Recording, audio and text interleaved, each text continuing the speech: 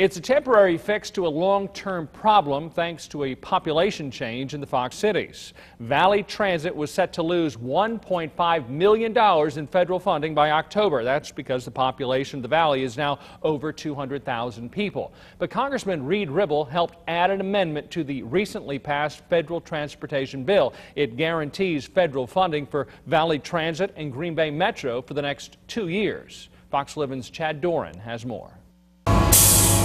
It's a plan that's been in the works for several years. Federal law limits federal transit funding to regions with a population of fewer than 200,000 people. The most recent census puts the Fox Valley over that number. It means without a solution by October, drastic changes were on the way for Valley Transit. The remaining municipalities would be paying 300 or 400% more for this less service. It just wasn't unworkable. So it was the beginning of the end. Congressman Reed Ribble stopped in Appleton to announce funding at the federal level has been secured for at least the next 2 years. Through a companion amendment, his office inserted into the federal transportation bill. The federal government wants federal control over everything.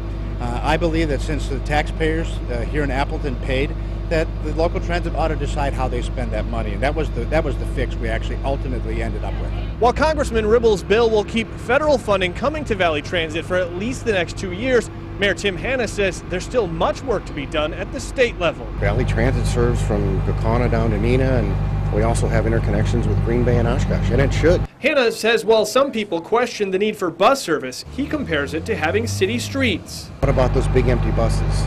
Well, guess what? We got big empty streets too. They're there when you need them, just like the buses. And we have to start changing the way that we think about that. The first step in a long process to saving local transit. In Appleton, Chad Doran, Fox 11 News. Valley Transit hopes the state legislature will pass a bill in the next session allowing Valley Transit to put forth a local referendum. It would ask taxpayers to fund a 0.1% sales tax to fund Valley Transit long term.